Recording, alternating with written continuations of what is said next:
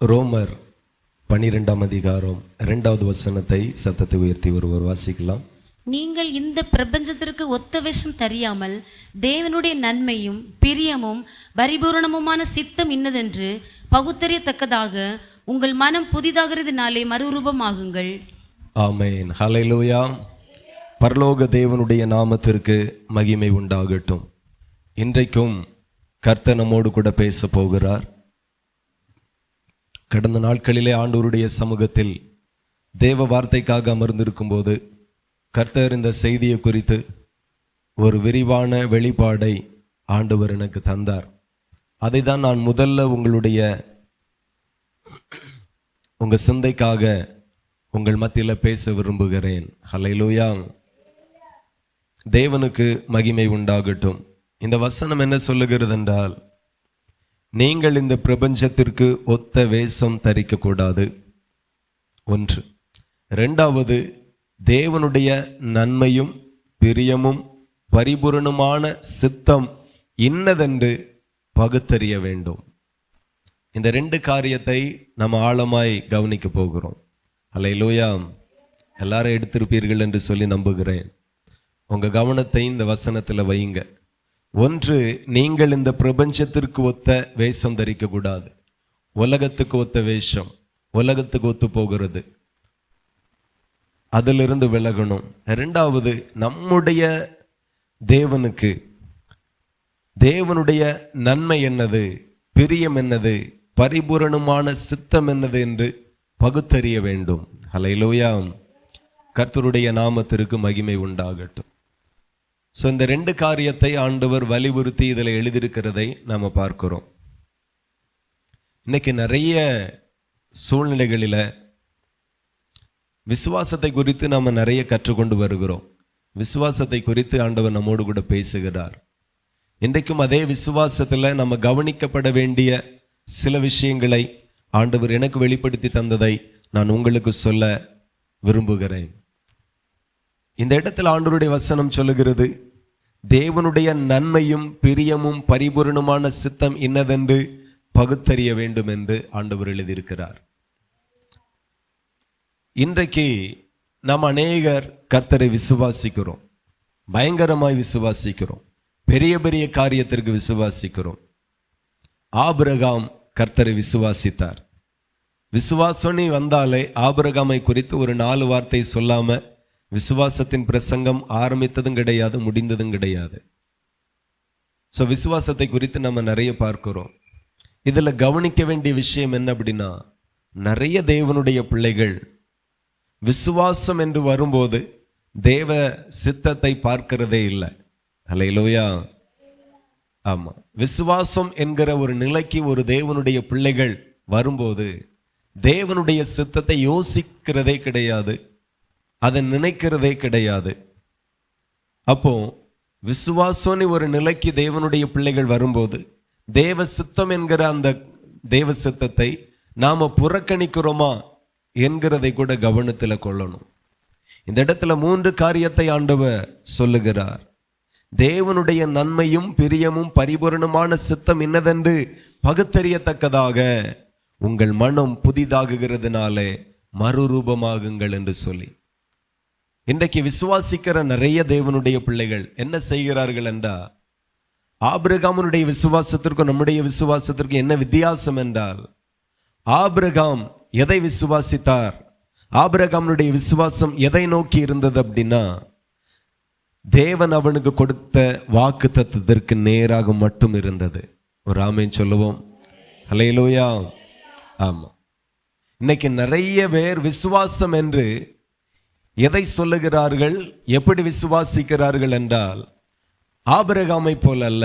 ஆபிரகாமினுடைய விசுவாசம் எதை நோக்கி இருந்ததென்றால், தேவன் அவனுக்கு கொடுத்த தரிசனத்திற்கு நேராய், திட்டத்திற்கு நேராய், வாக்கு தத்தத்திற்கு நேராக மட்டும் இருந்தது. இன்னைக்கு நம்முடைய விசுவாசம் எதை நோக்கி இருக்கிறது என்றால், நம்முடைய ஆசைக்கு நேராக, இச்சைக்கு நேராக, உலகத்திற்கு நேராக இருக்கிறது. இவ்வளவுதான் ஆபிரகாமுடைய விசுவாசத்திற்கும் நம்முடைய விசுவாசத்திற்கு வித்தியாசம். எத்தனை பேருக்கு புரியுது? கொஞ்சமாகிலும். ஹல்லேலூயா. வேதத்துல கொடுக்கப்பட்டிருக்கிற எல்லா வாக்குத்தத்தமும் நமக்குரியதல்ல. அதுல இருந்து கர்த்தர் நமக்கு எதை தந்தாரோ அது மட்டும்தான் நமக்குரியது. எத்தனை பேர் ஏற்றுக்கொள்ளுவீங்க? யோசேப்புக்கு கொடுத்த வாக்குத்தத்தம் அவனுடைய குமாரர்களுக்கு கிடையாது, யோசேப்புக்கு மட்டும்தான். அல்லேலூயா. உங்களுக்கு தெரியும், பிற்பாடு யோசேப்பை அறியாத வேறு ஒரு ராஜா எகிப்தில் எழும்பும்போது யோசேப்பினுடைய பிள்ளைகள் கூட அந்த தேசத்துல யாரா ஆகுனாங்க? அடிமைகளா ஆகுனாங்க. ஸோ வேதத்தில் கொடுக்கப்பட்ட எல்லா வாக்கு தத்தமும் நம்முடையது கிடையாது. அதுல இருந்து கர்த்தர் எதை உங்களுக்காக சொல்லி இருக்கிறார், எதை உங்களுக்கு தரிசனத்தில் தந்தார், எதை உங்களோடு கூட பேசினார், அதுதான் உங்களுடையது. ஹல்லேலூயா. ஸோ விசுவாசம் என்று வரும்போது தேவ சித்தத்தை நாம பார்க்கிறதே கிடையாது. அங்கதான் நம்மளுடைய தோல்விகளும் பின்மாற்றமும் விழுந்து போகிற அனுபவம் அங்கதான் இருந்து தொடங்குகிறது என்று கர்த்தர் வெளிப்படுத்துகிறார். உதாரணத்துக்கு பார்த்தீங்கன்னா 2 சம்பவத்தை நான் உங்களுக்கு சொல்லுகிறேன். ஒரு பிள்ளையை பெற்றோர் MBBS டாக்டர் ஆகணும் என்று சொல்லி விரும்புகிறார்கள். அல்லேலூயா. அதற்காக விசுவாசிக்கிறார்கள், உபவாசிக்கிறார்கள், அறிக்கை செய்கிறார்கள், ஜெபிக்கிறார்கள், காணிக்கை கொடுக்கிறார்கள், தேவனுடைய கூட்டங்களில் எல்லாம் பங்கெடுக்கிறார்கள். என் பிள்ளை MBBS டாக்டர் ஆகணும், நான் விசுவாசிக்கிறேன், என் பிள்ளை டாக்டர் ஆகும், MBBS டாக்டர் ஆகும். அல்லேலூயா. இப்போ பார்த்தீங்கன்னா 12th மார்க்கு காணாது, நீட் எக்ஸாம் போயாச்சு, அதுலேயும் மார்க் காணாது, ஒரு வருஷம் போச்சு, அடுத்த வருஷம் ட்ரை பண்ணுறாங்க, அந்த வருஷமும் போச்சு, அதுக்கு அடுத்த வருஷம் 3வது வருஷம் ட்ரை பண்ணுறாங்க, அங்கிட்டும் போச்சு. இப்போ ஒரே சோர்வு. நான் ஆண்டவரை நல்லாதான விசுவாசித்தேன், மடத்தனமாக விசுவாசித்தேன், பயங்கரமாக விசுவாசித்தேன், என் பிள்ளைய ஆண்டவர் MBBS டாக்டர் ஆக்குவார்னு 12th நல்ல மார்க் தரல, நீட்டிலேயே ஆகல நல்ல மார்க் வரும் நம்பினேன், அதுலேயும் வரல. நான் இனி ஜெபித்ததற்கு, உபவாசித்ததற்கு, நான் இனி சபைக்கு போகணுமா? ஆண்டவர் இப்படி வெட்கப்படுத்திட்டாரு, என் சொந்தங்கள் மத்தியில் வெட்கப்பட்டு போயிட்டேனே, சபை மத்தியில் நான் வெட்கப்பட்டு போயிட்டேனே.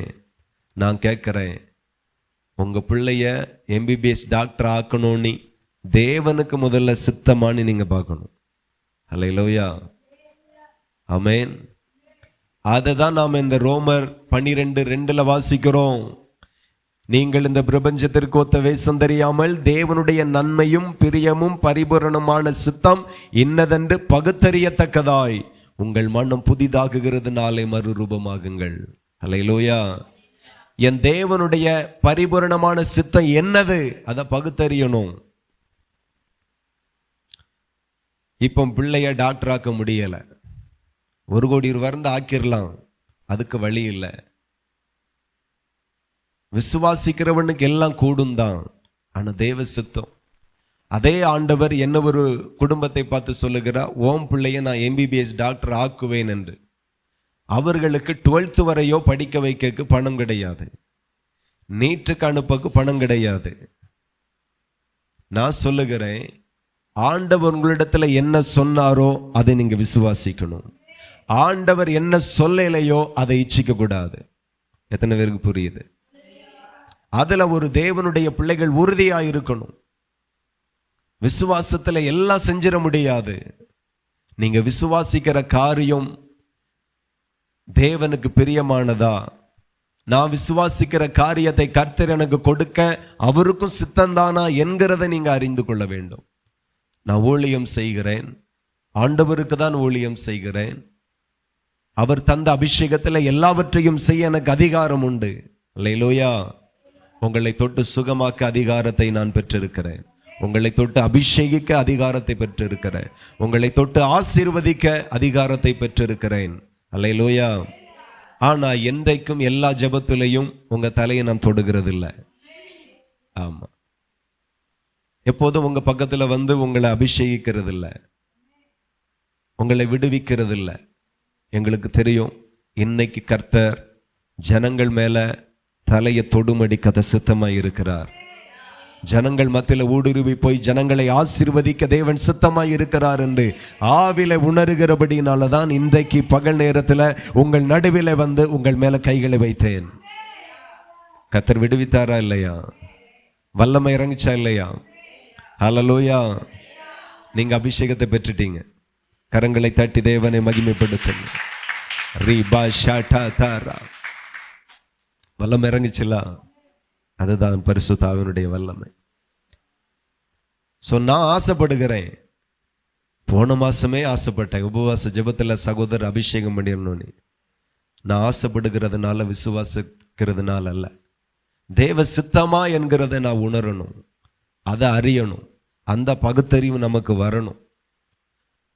ஊழியக்காரனுக்கு எல்லா சுதந்திரத்தையும் ஆண்டவர் தந்திருக்கிறார், எல்லா அதிகாரத்தையும் உரிமையை ஆண்டவர் தந்திருக்கிறார். ஆனால் செயல்படுத்தும் போதெல்லாம் தேவ சித்தம் இருக்கிறதா என்று கவனிக்க வேண்டும். ஒரு சபையில் நீங்கள் அபிஷேக ஆராதனை நடத்துவீங்களாமோ, உங்கள் மூலமாக நிறைய பேர் அபிஷேகம் பெறுகிறத நாங்கள் கேள்விப்படுகிறோம், எங்கள் சபைக்கு வந்து நீங்கள் அபிஷேகிக்கணும் அப்படின்னு நாங்கள் கூப்பிட்டாங்க. ஆனால் தேவ சமூகத்தில் ஜெபிக்கிற, ஆண்டவரே உம்முடைய சித்தம் என்ன? ஆண்டவர் சொன்னார், அபிஷேகத்துக்குள்ளாய் நடத்தக்கூடாது, நான் தருகிற வார்த்தையை நீ சொல்ல அப்படின்னார். அல்லேலூயா. அப்போ அபிஷேகிக்கிற அதிகாரத்தை ஆண்டவர் தந்திருக்கிறார். உன்னை முத்திரை மோதிரமாய் வைப்பேன் என்கிறது தான் என்னுடைய வாக்கு தத்துவம். எனக்கு அது மேலே அதிகாரம் உண்டு.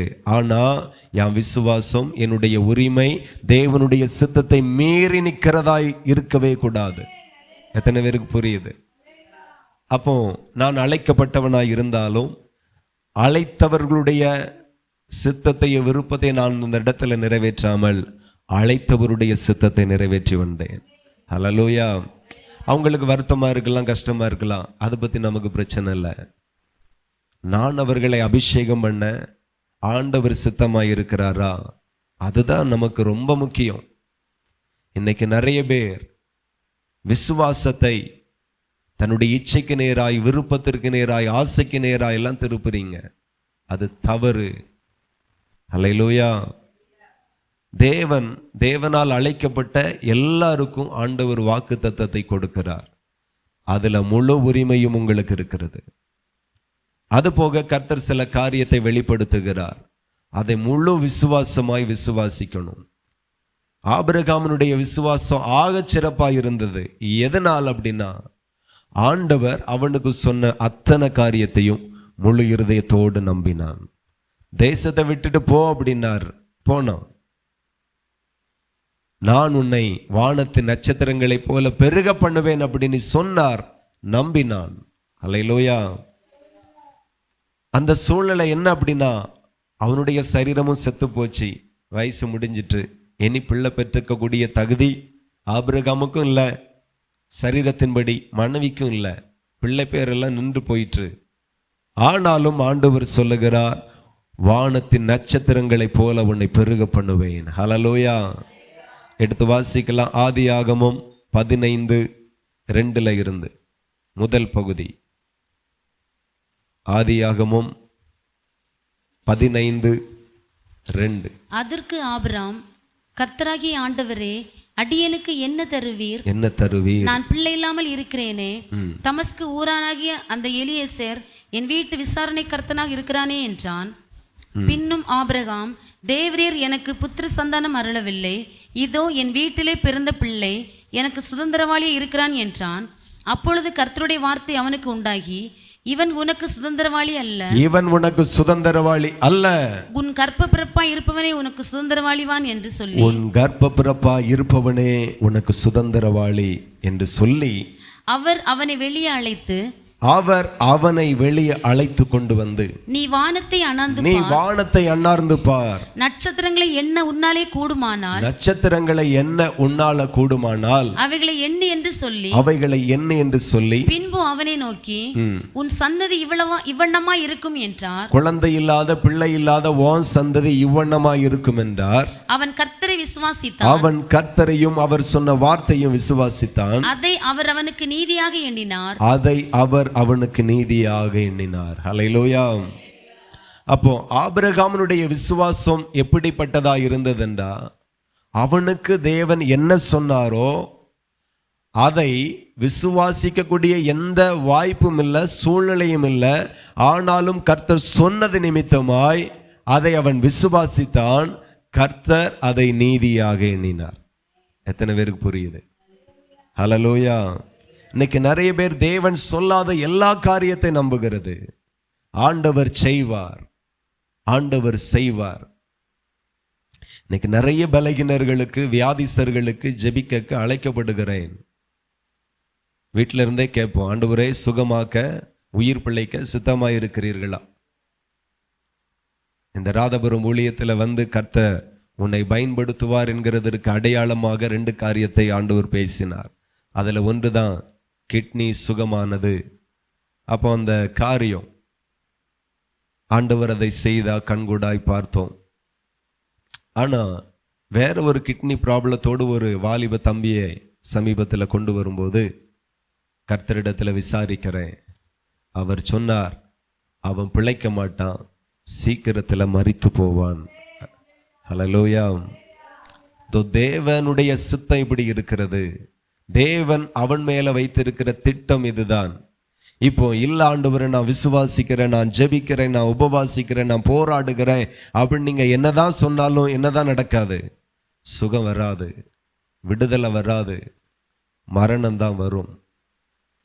ஸோ தேவனுடைய சித்தம் என்னது என்கிறதை நாம் அறிய வேண்டும். தேவனுடைய நன்மையும் பிரியமும் பரிபூரணமான சித்தமும் என்னதென்று சொல்லி ஒரு தேவனுடைய பிள்ளைகள் அறிந்து கொள்ள வேண்டும். ஆபிரகாம் கண்டதெல்லாம் விசுவாசிக்கல. இன்னைக்கு நிறைய பேர் கண்டதெல்லாம் விசுவாசிக்கிறாங்க. அங்கதான் அவங்க மாற்றுறதே. ஒரு வீடு கட்டக்கூடிய பொருளாதாரம் சரியான அளவுக்கு இருக்காது. 15 லட்சம் ரூபாய் வீடு கட்டக்கூடிய பொருளாதாரம் அவங்கள்ட்ட இல்லை. ஆனா விசுவாசத்தில் எடுத்துக்கிடுறாங்க. ஆண்டவர் எனக்கு கட்டி தருவார், ஆண்டவர் எனக்கு பணங்களை தருவார், ஆண்டவரால் இது கூடும் அப்படின்னு சொல்லிட்டு வீட்டு வேலையை தொடங்குறாங்க. நான் என்ன சொல்றேன் அப்படின்னா, 15 லட்சம் ரூபாய்க்கு வீடு தர கர்த்தர் உங்களுக்கு சித்தமா இருக்கிறாரா இல்லையா என்கிறதை கர்த்தர் உங்களுக்கு வெளிப்படுத்தி தரணும். அந்த வெளிப்பாடை நீங்க அறிந்து கொள்ளணும், புரிந்து கொள்ளணும். அதுக்கு பிறகு 15 லட்சத்துக்கல்ல 15 கோடிக்கு நீங்க வீடு கட்டினாலும் அதை தொடங்கிறது போலவே முடிப்பீர்கள். இல்லைன்னா தொடங்குவீர்கள், முடிக்க முடியாது. வேற அழுக வரும், கவலை வரும், கஷ்டங்கள் வரும், நிந்தைகள் வரும், அவமானங்கள் வரும். எந்த அளவு கட்டினீர்களோ அதில் குடியிருக்க முடியாதபடி இடத்தோடு சேர்த்து அந்த கட்டடத்தையும் விற்க வேண்டிய நிலைமை வரும். எத்தனை பேருக்கு புரியுது? தேவனுக்கு என்ன சுத்தம்? தேவன் உனக்கு 15 லட்சம் ரூபாய்க்கு வீடு தருவேன் என்று சொன்னா துளியும் யோசிக்காதுங்க. இந்த கட்டடத்தெல்லாம் நாங்கள் 1000 ரூபாய் வச்சுக்கிட்டு தான் தொடங்கணும். ஆரம்பித்த உடனேயே கர்த்தர் முடித்தும் கொடுத்தார். நாங்கள் எவ்வளோ சந்தோஷமாய் தொடங்கினோமோ அவ்வளோ சந்தோஷமாய் இந்த பணிகளை முடிக்கும்படி கர்த்தர் கிருபை பாராட்டினார். ஹல்லேலூயா. தேவ சித்தத்தை என் ஆவியில புரிந்து கொள்ள முடிந்தது. கர்த்தர் செய்து முடிப்பார். தொடங்குகிற ஒரு சத்தத்தை கேட்க முடிகிறது. அப்ப நாம என்ன செய்தாலும் தேவ சுத்தம் என்கிறதை தேவனுடைய பிள்ளைகள் புரிந்து கொள்ள வேண்டும். யாரிடத்துல போய் கேட்க, எந்த தீர்க்கதரிசியை தேடி போக? தேவன் உங்களோடு பேசுகிற அந்த சத்தத்தை கவனிங்க. பல அடையாளங்களை கேட்கலாம். அல்லேலூயா. கிதியோன் கர்த்தரிடத்தில் அடையாளத்தை கேட்டான், கர்த்தர் அதை கொடுத்தார், தப்புல்ல. வார்த்தையை கேட்கலாம், தப்புல்ல, கர்த்தர் பேசுவார். முப்பிதாக்கள் எல்லாவற்றையும் விசுவாசத்துல மூவ் பண்ணல. ஆமென். விசுவாசத்துல தன்னுடைய காரியத்தை நகர்த்திட்டு போகல. தேவ சுத்தம் என்ன என்கிறதை அவர்கள் கண்டுபிடித்தார்கள். அதை இன்னைக்கு இருக்கிற நிறைய தலைமுறைகள் அதை செய்கிறதில்ல. வேதத்துல சொல்லப்பட்ட எல்லா மகிமையான காரியமும் நம்ம அறிவுக்கு சொல்லப்பட்டிருக்கிறதை தவிர நமக்காக சொல்லப்பட்டது அல்ல. ஆனா ஏதோ ஒரு நன்மையை கர்த்தர் நமக்காக வாக்குத்தத்தமாய் கொடுத்திருக்கிறார். அதை நீ நிச்சயமாய் பெற்றுக்கொள்ளுவாய். அதை நீ நிச்சயமாய் சுதந்தரித்துக் கொள்ளுவாய். எத்தனை பேர் நம்புறீங்க? இன்னைக்கு நிறைய பேர் தனக்கு வாக்களிக்கப்பட்டதை குறித்து விசுவாசம் இல்லை, ஆனா மற்ற காரியத்துல நிறைய விசுவாசம் இருக்கிறது. அங்கதான் உங்க விசுவாசம் தோத்து போகிறது என்கிறதை கர்த்தர் வெளிப்படுத்துகிறார். அல்லேலூயா. ஆமா, தேவன் சொல்லாததை விசுவாசிக்கிறது, தேவன் தனக்கு கொடுக்காததை நம்பி நிற்கிறது, தேவனுக்கு என்ன சித்தம் என்கிறதை பார்க்கிறதே இல்லை. நம்ம விசுவாசம் ஒரு நாளும் தேவ சித்தத்தை புறந்தள்ள கூடிய விசுவாசமா இருக்கக்கூடாது. வீடு கட்டுங்க, தப்பு இல்லை. தேவ சித்தமா என்கிறதை அறிந்து கொள்ளணும். ஒரு சகோதரின்ட்ட கேட்டாங்க, நாங்கள் விசுவாசத்தில் ஜெபித்தோம், விசுவாசத்தில் சிங்கப்பூர் போகக்கு எல்லாமே பணத்தை கட்டி பாஸ்போர்ட் எல்லாம் கொடுத்துட்டு வந்துட்டோம், ஜெபம் பண்ணிக்கோங்க அப்படின்னாங்க. ஹல்லேலூயா. அப்போ அவங்க சொன்னதுக்காக ஜெபித்தேன். ஆண்டவர் சொன்னார், அது வாய்க்காது, அது கிடைக்காது அப்படின்ட்டு. நான் சொன்ன உடனே அவ்வளோ சங்கடம். இனி என்ன செய்ய? பாஸ்போர்ட்டும் கொடுத்தாச்சு, பணமும் கொடுத்தாச்சு, என்ன செய்ய? இனி ஒன்றும் செய்ய முடியாது, ஜெபிப்போம். எப்படி ஆகிலும் ஜெபிங்கன்னு கேட்டாங்க. எவ்வளோ ஜெபித்தாலும் எவ்வளோ விசுவாசித்தாலும் பரம தகப்பனுடைய சித்தம் மாத்திரமே நிறைவேறும். ஹல்லேலூயா. அதுக்கு பிறகு ரொம்ப நாள் ஆச்சு. நாளைக்கு அனுப்புகிறோம், அடுத்த மாதம் ரெடி ஆகிறோம், இப்போ அங்கே லீவு, இப்போ அங்கே ஃபெஸ்டிவல், என்னெல்லாமோ சொல்லி இழுத்தடிச்சாங்க. பல மாதங்கள் கடந்து போச்சு, வருஷங்கள் கூட ஆச்சு, காரியம் முடியலை. அதுக்கு பிறகு திரும்ப கிடைச்சது. ஆனால் உழைப்பு, பிரயாசங்கள், பணச்செலவெல்லாம் வீணாக போச்சு. மறுபடியும் ஒரு வாய்ப்பு வந்தது. அவங்க சொன்னாங்க, இப்பொழுது ஜெபித்து ஆண்டவர் சொன்னா மாத்திரமே நாங்கள் எங்கள் சர்டிஃபிகேட் எல்லாம் கொடுப்போம், எங்களுடைய பாஸ்போர்ட் எல்லாம் கொடுப்போம், பணங்களை கொடுப்போம், இல்லைன்னா கொடுக்க மாட்டோம் அப்படின்னாங்க. அடுத்த வாய்ப்பை ஆண்டவர் கனடாக்கு போகும்படி கர்த்தர் கொடுத்தார். ஹல்லேலூயா. அப்போ முதல்ல வந்து ஜெபித்தார்கள். அங்கேருந்து ஏகப்பட்ட அவசரம், சீக்கிரமாக தாங்க, சீக்கிரமாக தாங்க, மொத்தம் 10 பேருக்கு தான் வாய்ப்பு இருக்கு, இதை விட்டா கிடைக்காது, ஏற்கனவே 8 பேர் கொடுத்துட்டாங்க, இன்னும் சில பேர் தாரன்னு சொல்கிறாங்க. யார் முதல்ல தன்னுடைய பாஸ்போர்ட் அவங்க ப்ரொஃபைல்லாம் முதல்ல கொடுக்குறாங்களோ அவங்களுக்கு தான் முன்னுரிமை அப்படின்னாங்க. ஒரே வார்த்தையை சொல்லிட்டாங்க, எங்கள் பாஸ்டர் ஜெபம் பண்ணி சொன்னால் செய்வோம் அப்படின்ட்டு. அதுக்கு பிறகு ஜெபம் பண்ணி கேட்கும்போது ஆண்டவர் கொடு, நான் அதை வாய்க்க பண்ணுவேன் என்றார். ஹல்லேலூயா. அவங்களும் விசுவாசத்தோடு அதை கொடுத்தாங்க, காரியம் ஜெயமாய் முடிந்தது. ஹல்லேலூயா. தேவ சித்தம், நம்முடைய விசுவாசத்தை கொண்டு தேவ சித்தத்தை புறந்தள்ளி விடவே கூடாது. விசுவாசிகளுடைய விசுவாசம் ஏன் தோத்து போகுது? தேவனுக்கு சித்தமில்லாத நிறைய காரியத்தை நீங்க விசுவாசித்து நிற்கிறபடினால தான் அந்த விசுவாசம் அந்த இடத்துல தோல்வியை சந்திக்கிறது. அதே சமயத்தில் ஏன் விசுவாசம் தோக்கிறது என்றால், தேவன் சொன்ன காரியத்தில் விசுவாசம் வர மாட்டேங்குது. அதான் முதல்ல சொன்னேன், ஒரு ஏழை குடும்பத்தினுடைய பிள்ளையை பார்த்து ஆண்டவர் சொல்லுகிறார், உன் பிள்ளைய நான் MBBS டாக்டராக உயர்த்துவேன் என்று ஆண்டவர் சொன்ன. அவங்களுக்கு நம்பிக்கை வரல, இருக்கக்கே ஒழுங்கான வீடு இல்லை, நல்ல படிப்பு இல்லை, எப்படி என் பிள்ளை ஆண்டவர் அப்படி உயர்த்துவார்? ஹல்லேலூயா. எப்படி உயர்த்துவார்? அது எப்படி ஆகும்? அது எப்படி நடக்கும்? இம்பாசிபிள். இம்பாசிபிள் எல்லாம் ஆண்டவர் பாசிபிளாக மாற்றுவார். முடியாததை கர்த்தர் முடிய பண்ணுவார். கரங்களை தட்டி அப்பாவை மகிமைப்படுத்துவார். ஹல்லேலூயா. ஆபிரகாமுக்கு அது முடியாத காரியம்தான். சரீரம் செத்து போச்சு, மனைவிக்கு பிள்ளை பேர் நின்று போச்சு, ஏற்கனவே இத்தனை வயசு வரைக்கும் குழந்தையே இல்லை. ஆனாலும் ஆண்டவர் சொல்லுகிறார், வெளியே வா ஆபிரகாமே, வானத்தை அண்ணாந்து பார், பார் நட்சத்திரத்தை ஒருவன் எண்ண கூடுமானால் உன் சந்ததி எண்ணட்டும், அவ்வளவாய் உன் சந்ததி நான் பெருக பண்ணுவேன். நம்ப முடியாத காரியத்தை அவர் வாக்கு கொடுக்கும் போது நீங்க நம்பிதான் ஆகணும். அல்லேலூயா. நம்ப முடியாத ஒரு காரியம்தான். இன்னைக்கு நிறைய வாக்குத்தத்தத்தை பிடிச்சு நம்ம ஜெபிக்கிறோம். ஆண்டவரே நீங்க சொல்லியிருக்கீங்களே, நீங்க சொல்லியிருக்கீங்களே, ஆனா உங்களுக்கு நீ சொன்ன வாக்குத்தத்தத்தை கம்மியாக தான் நீங்க சொல்றீங்க. உங்களுக்காக கொடுக்கப்படாத நிறைய வாக்குத்தத்தத்தை இன்னும் வரைக்கும் பிடிச்சு அதுக்காக ஜெபிக்கிறதுன்னு, உபவாசிக்கிறதுன்னு, போராடுகிறதுன்னு, விசுவாசிக்கிறதுன்னு, நான் சொல்லுகிற உங்களுக்காக கொடுக்கப்படாத எந்த வாக்குத்தத்தமும் உங்களுக்கு நீங்க சுதந்திரிக்க போகிறதே இல்லை. அது உங்களுக்கு வாய்க்காது. ஹல்லேலூயா. உங்களுக்கு நீ கொடுக்கப்பட்ட அத்தனை வாக்குத்தத்தமும் பல தடைகளை தாண்டி கர்த்தர் நிறைவேற்றி கொடுப்பார். ஏன்னா அது உங்களுக்கு அவர் கொடுத்த வார்த்தை, அவர் கொடுத்த வார்த்தை. சோ நம்முடைய விசுவாசம் தேவனுடைய சித்தத்தை புறந்தள்ளுகிற விசுவாசமா மாறிவிடக்கூடாது. தேவ சித்தத்தை அறிந்து கொள்ள வேண்டும். நாங்க யார் இடத்துல போய் கேட்போம், எங்களுக்கு தீர்க்கதரிசி யார் இருக்கா? அடையாளத்தை கேளுங்க. தேவனுடைய கிருபைனால நம்ம சபைக்கு பிரச்சனை கிடையாது. உங்களுக்கு நான் ஊழியக்காரனாய் மாத்திரமல்ல, தீர்க்கதரிசியாக கூட கர்த்தர் வைத்திருக்கிறார். இதுவரையிலும் விசுவாசிகள் கேட்ட எந்த தேவ சித்தத்திற்கும் தேவனோடு பேசலன்னு ஒரு நாள் கூட நான் சொன்னது கிடையாது. ஆனா நான் சொன்ன அத்தனையுமே கர்த்தர் செய்து முடித்திருக்கிறார். ஹல்லேலூயா. தேவனுக்கு மகிமை உண்டாகட்டும். ஆண்டவர் எல்லா காரியத்தையும் வெளிப்படுத்துவார். பூமிக்கு மேலேயும் பூமிக்கு கீழேயும் உள்ள காரியத்தை கர்த்தர் வெளிப்படுத்தி இருக்கிறார்.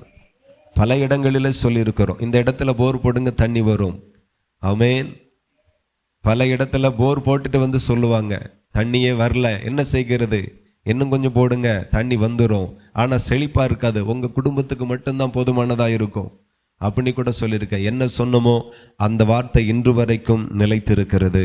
காரணம் அது என்னுடைய வார்த்தை அல்ல, என் தேவனாகிய கர்த்தர் எனக்கு வெளிப்படுத்தி கொடுத்த வார்த்தை. ஹல்லேலூயா. உங்களால் முடிவெடுக்க முடியலையா? ஊழியக்காரண்டத்தில் வாங்க. சிலருக்கு எப்போதுமே தன்னுடைய ஊழியக்காரனை காட்டிலும் வெளியே வல்லமையாய் பயன்படுகிற ஊழியக்காரரை தான் ரொம்ப நம்புவீங்க. ஆனால் கர்த்தர் உங்களுக்கு ஒரு தேவ மனுஷனை தந்திருக்கிறார். ஹல்லேலூயா. ஆமாம், அவனிடத்தில் கர்த்தருடைய வார்த்தை இருக்கிறது என்கிறதை நம்புங்க, நிச்சயமாய் விடை வரும். ஸோ அதுலேயும் உங்களுக்கு சரியான தெளிவு இல்லை அப்படின்னா அடுத்த சில ஆப்ஷன்ஸ் இருக்குது, நான் உங்களுக்கு சொல்லித்தாரேன். ஹல்லேலூயா. எப்படி ஆகிலும் நீங்கள் விசுவாசம்னு சொல்லி உங்கள் விருப்பத்தை உங்கள் இச்சைகளை இனி இன்று முதல் நிறைவேற்றாதிருப்பீர்களாக. எதை விசுவாசிக்கணும்? தேவ வார்த்தையை மட்டும்தான் விசுவாசிக்கணும். தேவன் உங்களுக்கு சொன்ன வார்த்தை, தேவன் உங்களுக்கு கொடுத்த வாக்கு தத்துவம், தேவன் உங்களுக்கு கொடுத்த தரிசனம், உங்கள் மேலே இருக்கிற தேவ திட்டத்தை மாத்திரமே விசுவாசித்து நிற்கணும். ஹல்லேலூயா. அதை தாண்டி அதை நம்புகிறது, இதை நம்புகிறது, அதெல்லாம் இச்சையை காட்டுகிறது. ஹல்லேலூயா. நிறைய பேர் இன்னைக்கு புலம்பி கொண்டு இருக்காங்க, ஆண்டவரை ஜெபம் பண்ணி தான் வீட்டு வேலையை ஆரம்பித்தோம், விசுவாசித்தோம், எங்கள்கிட்ட ஒரு காசும் கிடையாது, ஆண்டவர் தருவார்னு நம்பினோம், முடிய மாட்டேங்குதே. எப்படி முடியும்? அவர் சொன்னாரா? அவர் சொன்னதை நீ விசுவாசித்து நீ தொடங்கினியா? அப்போ அவர் சொன்னது மட்டும்தான் அவரால் நிறைவேற்ற முடியும். ஹல்லேலூயா. ஆபிரகாமுடைய விசுவாசத்தை ஏன் ஆண்டவர் நீதியாக எண்ணினார்? அவன் ஒரு முறை கூட தன்னுடைய விருப்பத்தை விசுவாசிக்கல, கர்த்தர் சொன்ன வார்த்தையை மட்டும்தான் விசுவாசித்தான். பல தடைகள், பல போராட்டங்கள், பல சூழ்நிலைகள் இருந்தது. ஆண்டவர் சொன்ன வார்த்தைக்கும் தன்னுடைய சூழ்நிலைக்கும் எந்த சம்பந்தமுமே இல்லை. ஆனாலும் அதை நம்பினான். கர்த்தர் அதை நீதியாக எண்ணினார். ஹல்லேலூயா. தேவனுக்கு மகிமை உண்டாகட்டும். தேவனுடைய பிள்ளைகள் கவனிக்கணும். 2 சாமுவேல் 5:22. 2 சாமுவேல் 5. பெலிஸ்தர் திரும்பவும் வந்து ரெப்பாயும் பள்ளத்தாக்கில் இறங்கினார்கள். தாவீது கர்த்தரிடத்தில் விசாரித்ததற்கு அவர், நீ நேராய் போகாமல் அவர்களுக்கு பின்னாலே சுற்றி முசுக்கட்டை செடிகளுக்கு எதிரே இருந்து அவர்கள் மேல் பாய்ந்து முசுக்கட்டை செடிகளின் நுனிகளிலே செல்கிற இரைச்சலை நீ கேட்கும்போது சீக்கிரமாய் எழும்பி போ. அப்பொழுது பெலிஸ்தர் பாளையத்தை முறியடிக்க கர்த்தர் உனக்கு முன்பாக புறப்பட்டிருப்பார் என்றார். அல்லேலூயா. நல்ல கவனிங்க. தாவீது ஒரு நல்ல ஒரு ஃபைட்டர், நல்ல ஒரு பராக்கிரமசாலி. அதை காட்டில அவரோடு இருந்தவ சில பயங்கர பராக்கிரமசாலி. தாவீதோட பெரிய ஆட்கள் என்றெல்லாம் சொல்லலாம். அவ்வளோ பயங்கரமான ஆட்கள். பெரும்படை இருக்கிறது, அதிகமான ஆயுதங்கள் இருக்கிறது. ஆள் பலத்திலேயோ ஆயுத பலத்திலேயோ சுயபலத்திலேயோ தாவீது ஒன்றும் குறைஞ்சவன் கிடையாது. ஏற்கனவே பெலிஸ்தர் என்கிறது தாவீதுக்கு கை வந்த கலை. ஆமென். புதுசா ஒரு தண்டை போய் மோதல. ஏற்கனவே தோற்கடிக்கப்பட்டவர்கள் தான் இவர்கள். ஏற்கனவே பெலிஸ்தன் வீரனை ஒத்தை கொத்தையாய் சின்ன பையனாய் இருக்கும் போதே மேற்கொண்டு வந்தான். தாவீதுக்கு பழக்கப்பட்ட ஒரு விஷயமான காரியம்தான். அல்லேலூயா. நான் என்ன சொல்றேன், நல்ல ஆளு தான், பழக்கப்பட்ட ஆளு தான், உடன்பரப்புகள் தான். ஆனால் ஒரு காரியம் செய்யும் முன்ன ஜெபம் பண்ணி கர்த்தரிடத்துல கேளுங்க. அல்லேலூயா. ஆமாம். ஒரு இடத்துல சீட்டு போடுறீங்க, 2 லட்சம் ரூபா சீட்டு போடுறீங்க. சீட்டு போட்டு பழக்கம் இருக்கு, நல்லவங்க தான், இத்தனை வருஷமா நல்லா தான் நடந்துச்சு.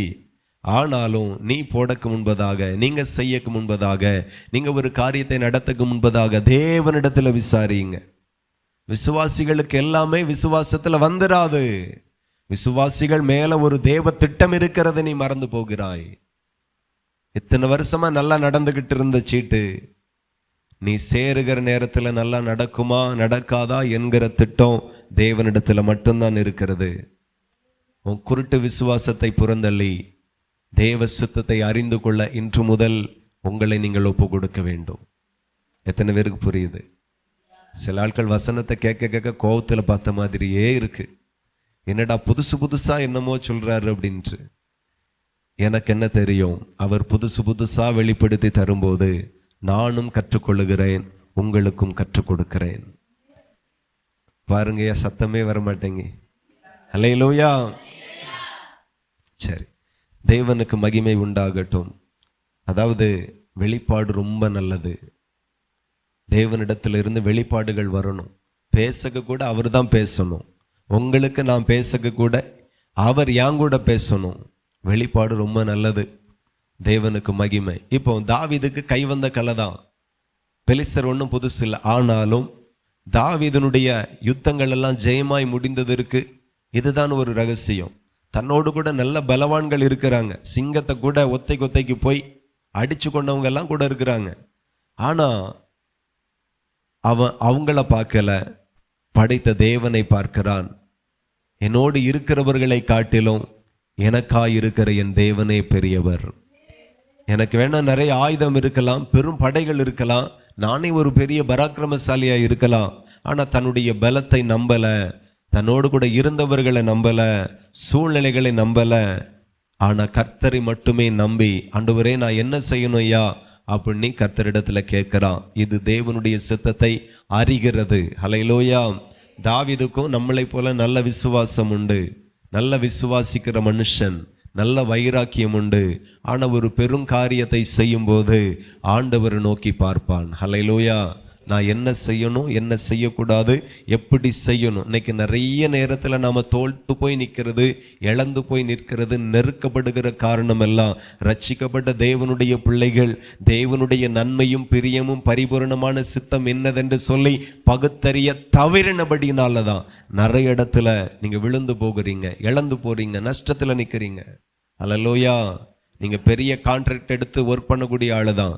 பல கட்டடங்களை நீங்கள் கட்டி கொண்டு லாபத்தை பார்த்த ஆட்கள் தான். ஆனால் எல்லா இடத்துலையும் லாபம் வருங்கிறது தெரியாது. எல்லா கட்டடமும் உங்களுக்கு லாபத்தை கொடுக்குங்கிறது உங்களுக்கு தெரியாது. ஒவ்வொரு கான்ட்ராக்ட் ஒர்க்கும் எடுக்கும்போது நீங்கள் கேட்கணும், ஆண்டவரே நான் இதை எடுக்கலாமா எடுக்கக்கூடாதா, என்ன செய்யணும். எல்லாம் கர்த்தரிடத்தில் ஒரு சித்தத்தை அறிந்து செயல்படும் போது எந்த தொழிலும் நமக்கு வாய்க்காமலே போகாது.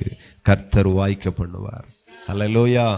ஒரு ஆட்டுக்குட்டி பிடிச்சாலும் தேவனிடத்துல கேளுங்க, ஒரு மாடு பிடிச்சாலும் கர்த்தரிடத்துல கேளுங்க. பெருக பண்ணுவீங்களா? அல்லேலூயா. ஆமா, பெருக பண்ணுவீங்களா? எங்க வாங்கணும், யாரிடத்துல வாங்கணும், எப்போ வாங்கணும், கர்த்தர் சொல்லி தருவார். சின்ன காரியமோ பெரிய காரியமோ ஆண்டவர் சொல்லி ஒரு காரியத்தை செய்வோமே ஆனால், அவர் சொல்லி ஒரு காரியத்தை நான் செய்தபடியினால் அவர் சொன்ன காரியத்திலிருந்து எனக்கு ஒரு பெருக்கம் வரும்.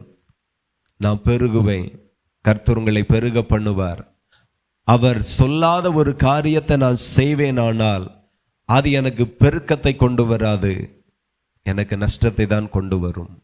ஆகவே எல்லா இடத்திலையும் நீங்க தேவனிடத்துல கேளுங்க, விசாரிங்க. தேவ சித்தம் என்னதென்று, அவருடைய நன்மை என்னதென்று, பிரியம் என்னதென்று, பரிபூரணமான சித்தம் என்னதென்று பகுத்தறியுங்கள். அது ரொம்ப முக்கியம். அல்லேலூயா. அப்போ தாவீது கர்த்தரிடத்துல கேட்கிற, ஆண்டவரே நான் என்ன செய்யணும், பெலிஸ்தர்கள் யுத்தத்துக்கு வந்தாச்சு, இவங்க ஒரு பெரிய ராஜா, ஆனாலும் சுயத்தை நம்பல, உடன் இருக்கிற பராக்கிரமசாலியை நம்பல, கர்த்தரிடத்துல விசாரிக்கிறான். அப்போ கர்த்தர் ஒரு காரியத்தை சொல்லுகிறார். 2 சாமுவேல் 5:23 நாம வாசித்தோம். தாவீது கர்த்தரிடத்துல விசாரித்ததற்கு அவர் சொல்லுகிறார், நீ நேராய் போகாமல். அல்லேலூயா. அப்போ நேர் வழி என்று சொல்லி ஒரு வழி இருந்திருக்கு. இந்த வழி நாம நிறைய விதத்துல யோசிப்போம். மனுஷனுக்கு நன்மையாய் தோன்றுகிற வழியும் உண்டு, முடிவோ மரணம். அல்லேலூயா. நமக்கு சூப்பர் வழி, இந்த போன பக்கம் நிறைய வழிகள் நமக்கு நல்லதா தெரியலாம், ஆனா முடிவு பயங்கரமா இருக்கும். அப்போ தாவீதுக்கு முன்பதாக 2 வழிகள் இருந்திருக்கு. ஒரு வழி நேரா போகக்கூடிய வழி. ஆனா கர்த்தர் என்ன சொல்லுகிறார், நேரா போகாத. அந்த வழி அல்ல. நீ ஜெயிக்கு நேரா போகாத. எந்த வழி உனக்கு பக்கமா இருக்கிறதோ, குறுக்கு வழியா இருக்கிறதோ, அந்த நேர்வழியா நீ போகாத. நான் உன்னை கொஞ்சம் சுத்தி கொண்டு போக விரும்புகிறேன். நான் வேற வழியா போக நான் விரும்புகிறேன். ஹல்லேலூயா. அப்ப ஆண்டவர் சொல்லுகிறார் தாவீதினிடத்தில், நீ நேராய் போகாமல் அவர்களுக்கு பின்னாலே சுற்றி முசுக்கட்டை செடிகளுக்கு எதிராயிருந்து அவர்கள் மேல பாய்ந்து. ஹல்லேலூயா. முசுக்கட்டை செடிகளின் நுனிகளிலே செல்லுகிற இரைச்சலை நீ கேட்கும்போது, அப்போ எந்த வழியா போகணும், எப்படி போகணும், எங்க பதுங்கி இருக்கணும், நான் ஒரு இரைச்சலை கேட்க பண்ணுவேன். அந்த இரைச்சலை நீ கேட்கும்போது நீ என்ன புரிஞ்சு கொள்ளணும் அப்படின்னா, இரைச்சலை நீ கேட்கும்போது சீக்கிரமா எழும்பிப்போ, அப்பொழுது பெலிஸ்தரின் பாளையத்தை முறியடிக்க கர்த்தர் உனக்கு முன்பாக புறப்பட்டிருப்பார் என்றான். ஹல்லேலூயா. அப்போ நீ இந்த வழியா போனாலும் நீ கொஞ்சம் வெயிட் பண்ணணும். முசுக்கட்டை பூச்சிகளுடைய இரைச்சலை நான் கேட்க பண்ணுவேன். அதை கேட்கும்போது நீ புரிஞ்சுக்க, உனக்கு முன்னாடி கர்த்தர் சத்துருவை முறியடிக்க புறப்பட்டார் என்று நீ அறிந்து கொள். ஹல்லேலூயா. அதுக்கு பிறகு போ, பெலிஸ்தரை நீ முறியடிப்பார். ஆண்டவர் அழகா சொல்லி கொடுக்கிறார். ஹல்லேலூயா. நீங்க கேட்பீர்களானால் எல்லாமே விசுவாசத்துல நடந்துராது. விசுவாசம் நல்லது. நீங்க விசுவாசிக்கணும். எதை விசுவாசிக்கணும்? ஆண்டவர் சில நேரம் வித்தியாசமா சொல்லுவார். ஹல்லேலூயா. நிறைய பேருக்கு ஜெபம் பண்ணி சொல்ல சிரிப்பா வரும். ஆமென். ஆமா, நீங்க ஜெபம் பண்ணி கேட்ட காரியத்தில் உங்களை பார்த்து நான் சிரிக்கல. ஆனா சில ஆட்கள் ஜெபம் பண்ணி கேட்கும்போது, நான் சொல்லும்போது, அவங்க அதை கேட்ட பின்னு நடக்கிற சில காரியத்தை பார்த்தா எனக்கு சிரிப்பா வரும். கேட்பாங்க, நான் சொல்லுவேன் இது வேண்டாம், ஆண்டவருக்கு சித்தம் இல்லை அப்படின்னு சொல்லுவேன். அவங்க பார்ப்பாங்க, என்னடா பிள்ளை அழகா இருக்கா, ஹல்லேலூயா, நல்ல குடும்பம், பக்கத்து ஊர், பிள்ளை அமெரிக்காவில் 5 லட்சம் ரூபா சம்பளம், முடிஞ்சா என் மோனையும் கூட்டிகிட்டே போயிடுவா, கூட்டிகிட்டே தான் போவா, எல்லா வாய்ப்பும் இருக்கு, நம்ம மட்டும் தலையாட்டுனா முடிஞ்சிரும், குடும்பத்தில் எல்லாருக்கும் பிடிச்சிட்டு இவர் ஏன் வேண்டாங்கிறாரு அப்படின்னு சொல்லிட்டு அதை குறித்தே பேச மாட்டாங்கிறாங்க. ஆனால் அந்த பேர் எனக்கு கடைசி வரைக்கும் ஞாபகம் இருக்கும். எது வரைக்கும் ஞாபகம் இருக்குன்னா, கல்யாண கார்டு அச்சு அடித்து என் கையில் தருகிறது வரைக்கும் ஞாபகம் இருக்கும். பார்த்தா அதே பிள்ளை பேர் அங்கே கீழே கிடக்கும்.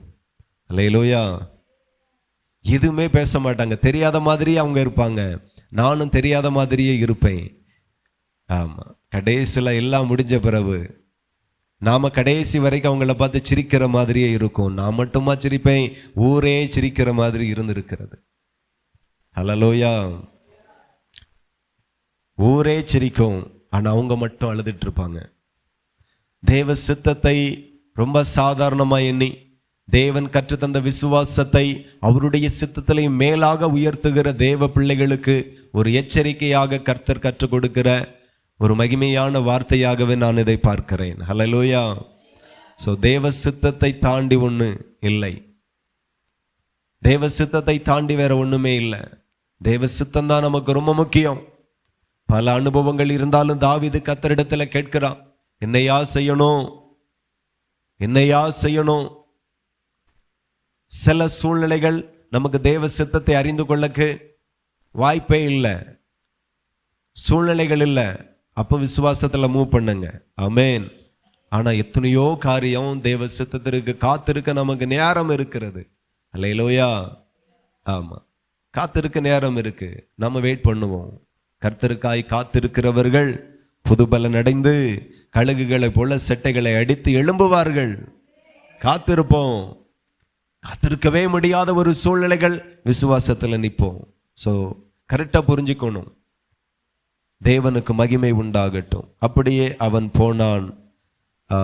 கர்த்தர் தாவீதுக்கு கட்டளையிட்ட பிரகாரமாக அவன் செய்து பெலிஸ்தரை கேபா துவங்கி கேசேர் எல்லை மட்டும் முறியடித்தான். இந்த ஜெயம் கர்த்தருடைய சித்தத்தின்படி வந்தது. எத்தனை பேர் நம்புகிறீங்க?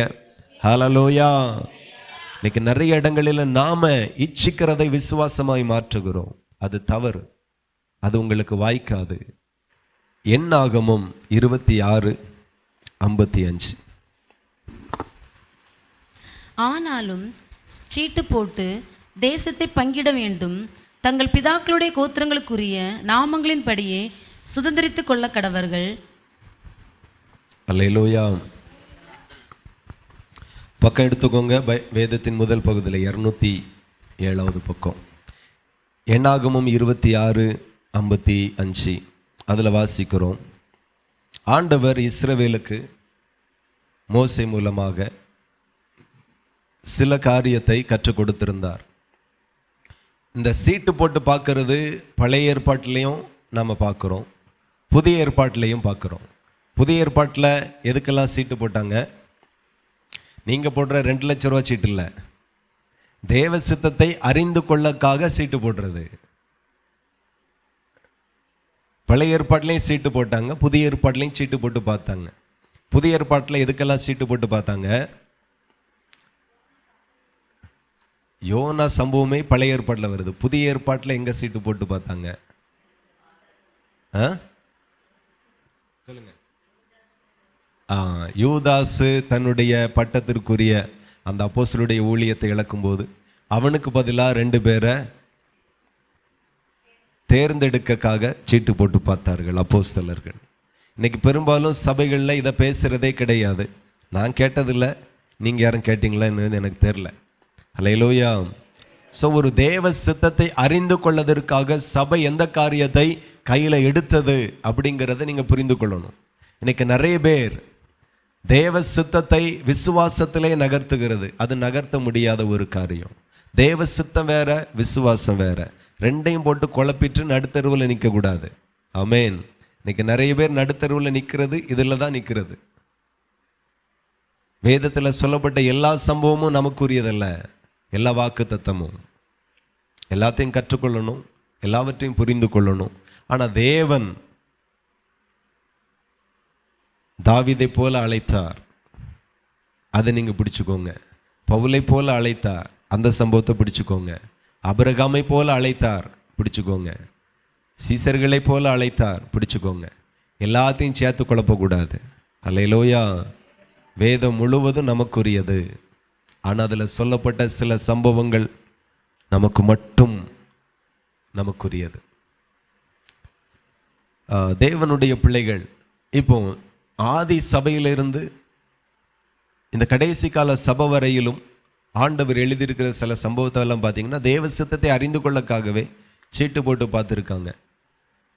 கானான் தேசம் பரலோகத்துக்கு ஒப்பிட்டப்பட்டு பேசப்படுகிற ஒரு சம்பவம். அப்போ கானான் தேசத்தை இஸ்ரவேல் ஜனங்களுக்கு பங்கிட்டு கொடுக்கும்போது அந்த பங்கு ஒரு குறிப்பிட்ட தலைவனுடைய விருப்பத்திற்கு ஒரு பங்கு ஒரு கோத்திரத்துக்கு போய்விடக்கூடாது என்கிறது தேவனுடைய சித்தம். அல்லேலூயா. ஆமாம். என் மேலே இறக்கப்பட்டு தலைவர் எனக்கு ஒரு நல்ல பங்கை தந்து விடக்கூடாது, அவர் இறக்கப்பட்டு எனக்கு ஒரு நல்ல பங்கை தரணுங்கிறது தான் தேவனுடைய சித்தம். தேவன் தருகிறதெல்லாம் நன்மையாயிருக்கும், நன்மையான ஈவுகளை மட்டும்தான் உங்களுக்கு கொடுப்பார். அல்லேலூயா.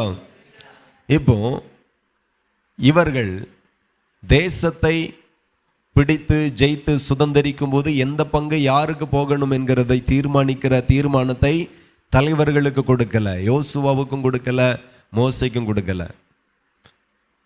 நீங்க சுதந்திரிக்கும் போது பங்கு வைக்கும்போது சீட்டு போடணும். அந்த சீட்டில் எந்த பகுதி வருகிறதோ அந்த பகுதி அந்த கோத்திரத்துக்கு கொடுத்துருங்க. அல்லேலூயா.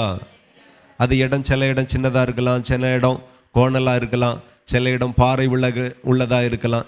எதுவாக இருந்தாலும் அந்த கோத்திரத்திற்கு அந்த சீட்டு விழுந்தபடியே நீ கொடுத்துரு என்று சொல்லக்காக ஒரு சம்பவத்தை இந்த இடத்துல பார்க்கிறோம். ஹல்லேலூயா. வாசித்து முடிச்சிட்டோமா? அதை வாசித்து முடிச்சிருவோம். அதை என்னாகமும் 26:55 வாசித்தோம், 56 வாசிப்போம். அநேக பேர்களாயினும் கொஞ்சம் பேர்களாயினும் சீட்டு விழுந்தபடியே அவரவர்களுடைய சுதந்திரங்கள் பங்கிடப்பட வேண்டும் என்றார். ஹல்லேலூயா. நீங்க நிறைய பேரா இருக்கலாம், கொஞ்சம் பேரா இருக்கலாம், அது மேட்டு கிடையாது. சீட்டு யாருடைய சுதந்திரத்திற்கு விழுகிறதோ அவங்களுக்கு கொடுக்கணும். ஹல்லேலூயா. ஸோ சீட்டு போட்டு தேவனுடைய சித்தத்தை உறுதிப்படுத்தி கொண்டார்கள். இதை அந்த சம்பவத்தில் வாசிக்கிறோம். யோசுவா அதுக்கு அடுத்தால வரக்கூடிய புஸ்தகத்தில் நம்ம வாசிக்கிறோம். யோசுவா உபாகமத்துக்கு அடுத்தால யோசுவா 18:10. அப்பொழுது யோசுவா அவர்களுக்காக சீலோவிலே கர்த்தருடைய சந்நிதியில் சீட்டு போட்டு அங்கே இஸ்ரவேல் புத்திரருக்கு தேசத்தை அவர்கள் பங்கு விதப்படி பங்கிட்டான். பென்யமீன் புத்திரருக்கு அவர்களுடைய வம்சங்களின் படியே அவர்களுடைய கோத்திரத்துக்கு சீட்டு விழுந்தது. அவர்கள் பங்கு விதத்தின் எல்லையானது யூதா புத்திரருக்கு யோசேப்பு புத்திரருக்கும் நடுவே இருந்தது. அல்லேலூயா. அப்போ யோசுவா அந்த சீட்டு போட்டு அந்த சீட்டு அந்த பங்கு யாருக்கு விழுகிறதோ அவர்களுக்கு கொடுக்கிறான். அல்லேலூயா. இப்போ சவுல் ஒரு யுத்தத்தில் தோக்குறார். ஸோ எதனால உண்டாயிற்று இந்த பாவம், அதை அறிந்து கொள்ளக்காக சவுல் ராஜா சீட்டு போட்டு பார்க்கிறான். 1 சாமுவேல் 14:37. அப்படியே பெலிஸ்தரை தொடர்ந்து போகலாமா, அவர்களை இஸ்ரவேலின் கையில் ஒப்பு கொடுப்பீரா என்று சவுல் தேவனிடத்தை விசாரித்தான். அவர் அந்த நாளிலே அவனுக்கு மறு உத்தரவு அருளவில்லை. அப்பொழுது சவுல், ஜனத்தின் தலைவர்களே, நீங்கள் எல்லாரும் இங்கே சேர்ந்து வந்து இன்று இந்த பாவம் எதனால் உண்டாயிற்றென்று பார்த்தறியுங்கள். அது என் குமாரனாக யோனத்தானிடத்தில் காணப்பட்டாலும் அவன் சாகவே சாக வேண்டும் என்று இஸ்ரவேலை ரட்சிக்கிற கர்த்தருடைய ஜீவனை கொண்டு சொல்கிறேன் என்றான். அல்லேலூயா. இப்போ சவுல் ராஜா பெலிஸ்தரை தொடர்ந்து போகலாமா போகக்கூடாதா என்று கர்த்தரிடத்தில் விசாரிக்கிறான். கர்த்தர் எந்த பதிலுமே கொடுக்கல. அல்லேலூயா. ஆமாம், எந்த பதிலுமே கொடுக்கல. ஒரே ஷாக் ஆகிறான். அப்போ இந்த பாவம் எதனால வந்தது, அது என் குமாரனாக இருந்தாலும் அதுக்கு காரணம் என் குமாரனாக இருந்தால் கூட சாகணும் அப்படின்னு ராஜா கர்த்தருக்கு முன்பதாக ஜனங்களுக்கு முன்பதாக சொல்லுகிறார். அப்பொழுது சீட்டு போட்டு பார்க்கிறார்கள். ஒவ்வொரு கோத்திரமாய் பிரிகிறது. அதில் ஒவ்வொரு குடும்பத்தின் மேலே விழுகிறது. அப்போ ஒரு சீட்டு சவுல் ராஜா குடும்பத்து மேலே விழுகிறது. அவன் சொல்லுகிறான், சரி என் மேலே விழுகிறது, இப்போ எனக்கும் என் பிள்ளைக்கும் போட்டு பாருங்கன்னு பார்க்கும்போது சவுலினுடைய குமாரன் யோனத்தான் மேலே அந்த சீட்டு விழுகிறது. அல்லேலூயா. ஸோ சீட்டு போட்டு இந்த பாவம் எதனால் வந்தது, இந்த சாபம் எதனால் வந்தது, ஏன் கர்த்தர் பேசாமல் இருக்கிறா, ஏன் மௌனமாக இருக்கிறா, அதுக்கு என்ன காரணம், எல்லாமே தேவ சித்தத்தை அறிந்து கொள்ளும்படி பழைய ஏற்பாட்டு சபையில் புதிய ஏற்பாட்டு சபையிலையும் சீட்டு போட்டு பார்த்து கர்த்தருடைய சித்தத்தை தெளிவாக அறிந்து கொள்ள இந்த ஒரு முறையை அன்றைக்கும் இன்றைக்கும் பயன்படுத்தி இருக்கிறார்கள். நான் சொல்லுகிற விசுவாசத்தை காட்டிலும் தேவ சித்தம் ரொம்ப முக்கியமானது. ஹல்லேலூயா. ஸோ நம்ம விசுவாசம் சில இடத்துல தோக்கும், தேவ சித்தம் ஒரு இடத்துலையும் தோத்ததில்லை. கரங்களை தட்டி தேவனை மகிமைப்படுத்துங்க. அப்போ நீ விசுவாசித்தால் தேவனுடைய மகிமையை காண்பாய். ரைட்டு தான். தேவன் உங்களுக்கு சொன்ன காரியத்தை நீங்க விசுவாசிங்க. அந்த விசுவாசிக்கிற உங்களுக்கு தேவனுடைய மகிமையை நீங்க காணத்தக்கதான பாக்கியம் உண்டாகும். தேவன் சொல்லாத காரியத்தை விசுவாசிக்க வேண்டாம் என்கிறது தான் தேவன் கொடுக்கிற விளக்கம். எத்தனை பேருக்கு புரியுது? ஆண்டவர் உங்களுக்கு தந்த வாக்குத்தத்தத்தை தீவிரமாய் விசுவாசிங்க. இந்த செய்தியை கேட்கும்போது தான் எனக்கே புரிகிறது. நான் எத்தனையோ வாக்குத்தத்தத்தை பிடித்து ஜெபிக்கிறேன், ஆனால் எனக்கென்று சொல்லி பிரத்யேகமாய் தந்த தரிசனத்தையும் தேவ வாக்குத்தத்தங்களையும் கொஞ்சமாக தான் சொல்லி ஜெபிக்கிறேன் என்கிறதை என்னால் உணர முடிகிறது. எத்தனை பேருக்கு அப்படி உணர்கிறீர்கள்? ஹல்லேலூயா. பல வாக்குத்தத்தங்கள் ஆண்டவர் சொன்னாலும் உங்களுக்கு நீ வேதத்தில் பிரத்யேகமாய் ஜெபிக்கும் போது தீர்க்கதரிசிகள் மூலமாய் தேவ செய்தி மூலமாய் என்ன வார்த்தை கர்த்தர் கொடுத்தாரோ அந்த வார்த்தை தான் உங்களிலே நிறைவேற போகிறது. அதுதான் உங்க வாழ்க்கையில நிறைவேறும். அதுதான் உங்க வாழ்க்கையில நிறைவேறும், வேற நிறைவேறாது. ஆகவே தேவனுடைய பிள்ளைகள் புரிந்து கொள்ளுங்க. நான் என் தேவனுடைய சித்தம் என்னது என்கிறதை புரிந்து கொள்ளணும்.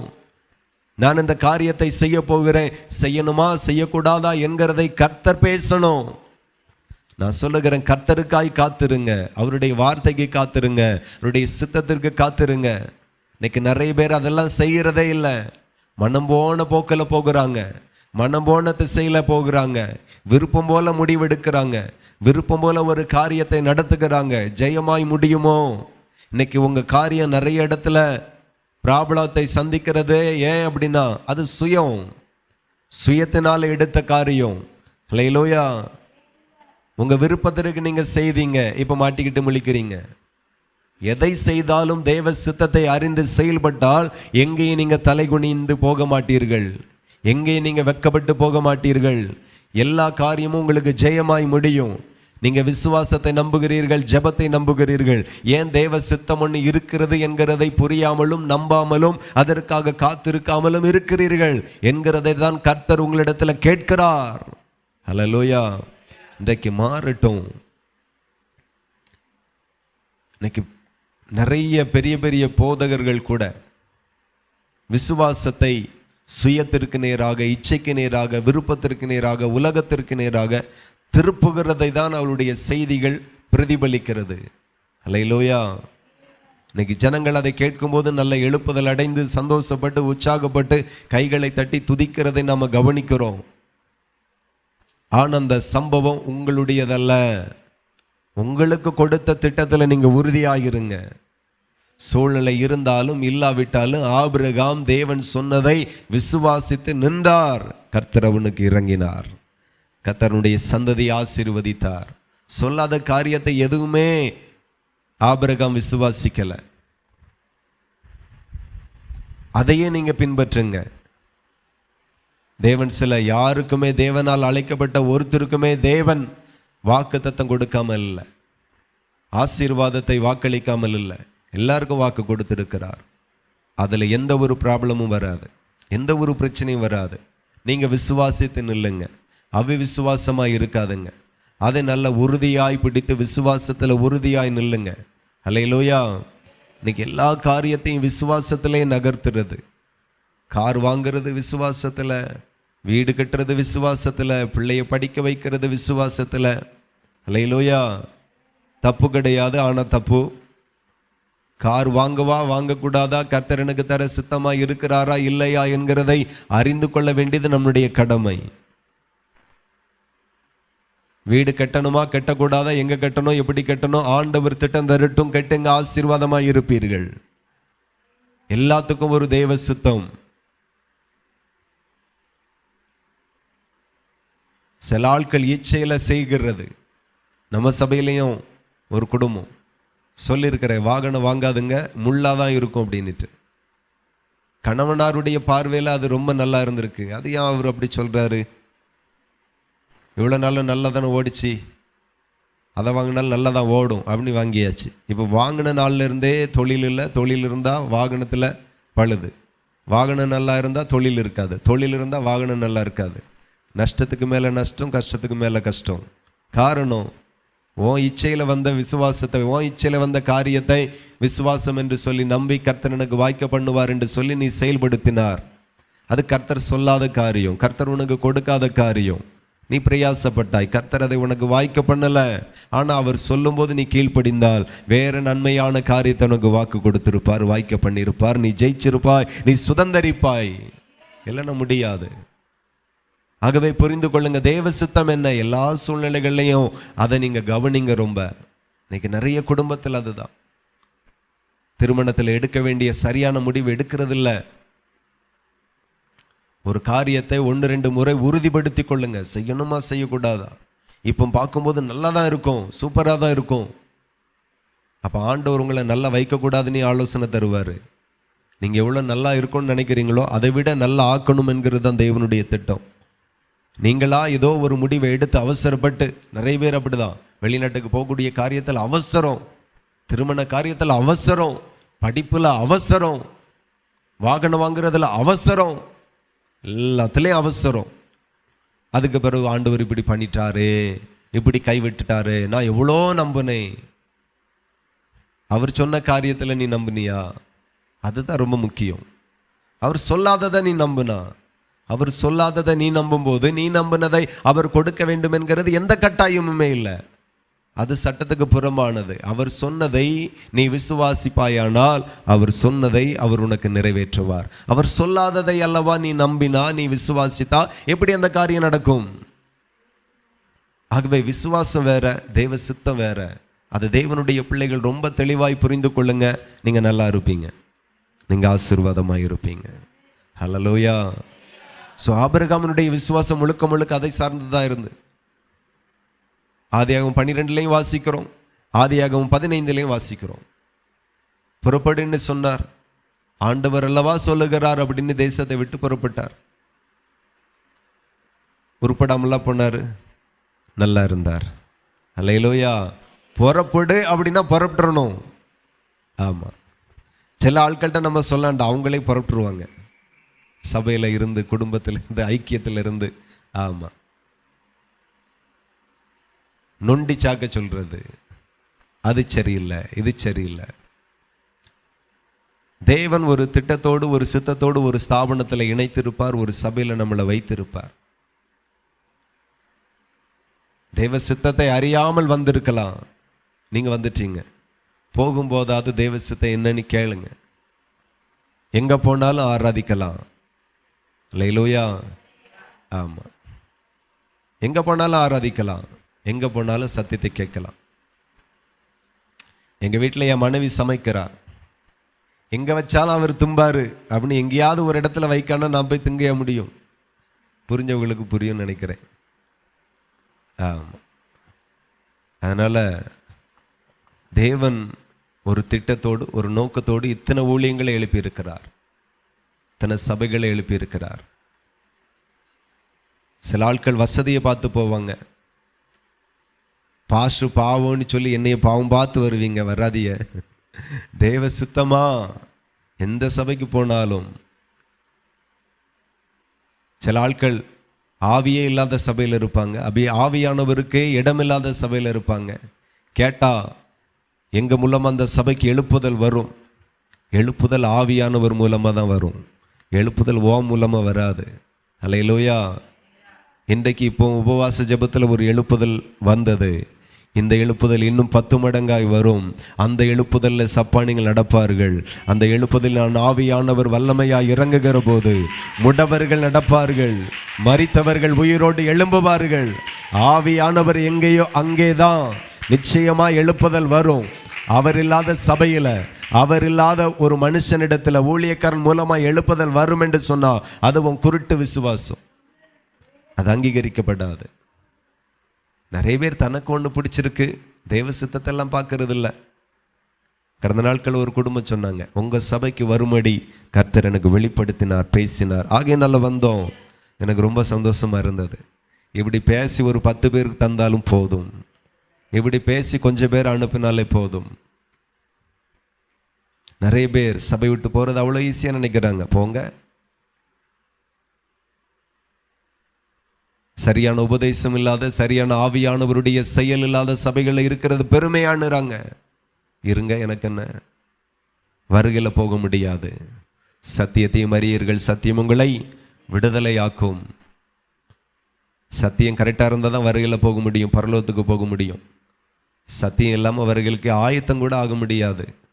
ஹல்லேலூயா. இந்த ஊழியக்காரன் நீங்கள் அபிஷேகம் பெற வேண்டும் என்று விரும்புகிறேன். இந்த ஊழியக்காரன் நீங்கள் மூழ்கி ஞானஸ்நானம் எடுக்க வேண்டும் என்று விரும்புகிறேன். இந்த ஊழியக்காரனாகிய நான் கர்த்தருடைய வருகையில் நீங்கள் போகணுன்னு நான் விரும்புகிறேன். இந்த ஊழியக்காரனாகிய நான், நீங்கள் இந்த சபையில் இருந்து தேவனுக்கு சித்தமானது என்னது, பிரியமானது என்னது, நன்மையானது என்னது என்கிறதை நீங்கள் அறிந்து கொள்ள வேண்டும் என்று சொல்லி நான் விரும்புகிறேன். ஹல்லேலூயா. ஸோ எல்லாமே தேவ சித்தத்தை புரிந்து செயல்படுங்க, நீங்கள் ஜெயிச்சிருவீங்க. முழங்கள் படியிட்டு அப்படியே கடைசியாக எழுதிக்கோங்க. அப்போஸ்தலர் 1:24, அப்போஸ்தலர் 1:24 அதில் பார்த்தீங்கன்னா 2 பேரை ஸ்தோத்திரம் சீட்டு போடுறாங்க. சீசர்கள் சீட்டு போட்டு பார்க்குறாங்க. அந்த யூதாஸ் இழந்த அந்த பட்டத்திற்கு ஒருவனை தெரிந்து கொள்ளும்படியாய் சீட்டு போட்டு பார்க்குறாங்க. கர்த்தர் யார் மேல் அந்த சீட்டு விழ செய்தாரோ அவனையே யூதாஸ் இழந்து போன பட்டத்திற்கு சீசனாக கர்த்தர் உயர்த்தினார்.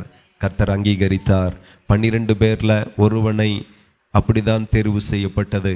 ஆகையினால சரியான தீர்க்கதரிசி இல்லை, சரியான ஒரு தேவ மனுஷன் இல்லை அப்படின்னு சொன்னா, நீங்கள் இந்த முறையாகிலும் கையாண்டு கொண்டு தேவ சித்தத்தை எப்படியாகிலும் அறிந்து புரிந்து செயல்படும்படி நான் இந்த சத்தியத்தை உங்களுக்கு முன்பதாக வைக்கிறேன். அல்லேலூயா. இந்த சீட்டு போட்டு பார்க்கக்கூடிய முறை எத்தனை பேருடைய ஆவிக்கு ஒத்து போகுதோ இல்லையோ, வேதத்தில் இருக்கிறதை நான் பிரசங்கிக்கிறேனே தவிர இல்லாததை நான் உங்களுக்கு பிரசங்கிக்கலை. ஜெபிப்போம், நிறைவு செய்வோம். கர்த்தர் ஆசீர்வதிப்பாராக. Thank you lord. ஹல்லேலூயா. எங்கள் பரலோக பிதாவே, உம்மை துதிக்கிறோம், ஸ்தோத்தரிக்கிறோம், மகிமைப்படுத்துகிறோம். தேவனுடைய நன்மையும் பிரியமும் பரிபூரணமான சித்தம் இன்னதென்று நாங்கள் அறிந்து கொள்ளும்படியான பகுத்தறிவை எங்களுக்கு தாருங்கப்பா. எல்லாமே விசுவாசம் என்று சொல்லி எங்கள் விருப்பத்திற்கு விசுவாசிக்கிறோம், நாங்கள் இச்சித்ததை விசுவாசிக்கிறோம், விரும்புகிறதை விசுவாசிக்கிறோம், உலக மேன்மைகளை நாங்கள் ரொம்ப விசுவாசித்துக்கிறோம். ஆனாலும் ஆண்டவருடைய சித்தம் என்னது என்கிறதை அறிந்து நாங்கள் விசுவாசிக்கிறதே எங்கள் வாழ்க்கையில் இல்லாமல் போயிற்று. எங்களை தாழ்த்துகிறோம். எங்களோடு பேசின நல்ல வார்த்தைகளுக்காக ஸ்தோத்திரம். ஆண்டவரே, முற்பிதாக்கள் தேவ சித்தத்தை அறிந்து கொள்ளும்படி சீட்டு போட்டு பார்த்தார்கள், ஜெபித்து பார்த்திருக்கிறார்கள், கர்த்தரிடத்தில் விசாரித்திருக்கிறார்கள், தீர்க்கதரிசிகளை தேடி போயிருக்கிறார்கள், தன்னுடைய தேவ சித்தத்தை அறிந்து கொள்ள எப்படியெல்லாம் பிரயாசப்பட்டு இருக்கிறார்கள். ஐயா, ஆபிரகாம் விசுவாசித்தார்.